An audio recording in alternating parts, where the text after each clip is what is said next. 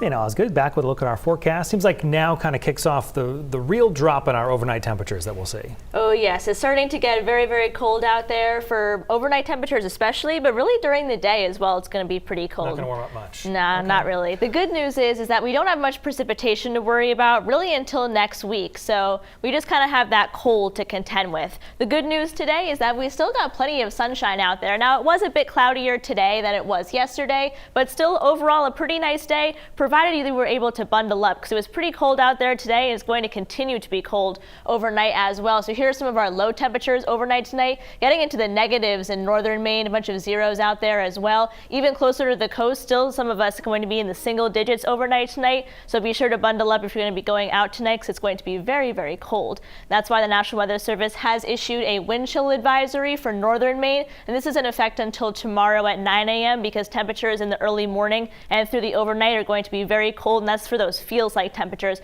with a breeze being especially cold, possibly up to negative 25 degrees. So very, very cold feels like temperatures tonight, and that's going to continue really over the next couple of days. Now the hour by hour forecast is going to look pretty similar over the next couple of days because we have a system that's going to be passing to our south. So we aren't going to see any precipitation with this system, but early tomorrow morning we'll start out with some sunshine. Again, very cold temperatures out there, but as we get a little bit later in the day, it's going to be a bit of a split state forecast. The closer you are to the south, the southern parts of the state, you're going to see more cloud cover for that system passing to our south, but northern parts of the state will be able to see some more sunshine as we get into the afternoon. And then as we get into the day on Saturday, we're going to start out pretty cold once again as well, but overall this is going to be the coldest in terms of regular temperature and the cloudiest day of the stretch, and then we start to see some more sunshine as we get into the day on Sunday. But overall, what we're going to keep talking about over the next couple of days is really just how cold it's going to be.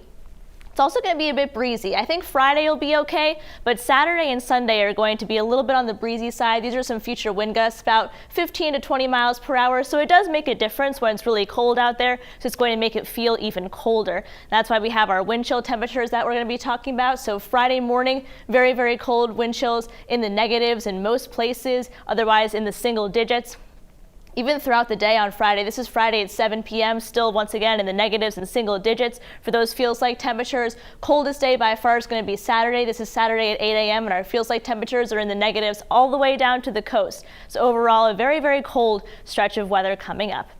Marine forecast seas 2 to 5 feet. We do have that small craft advisory in effect until tomorrow at 1 a.m.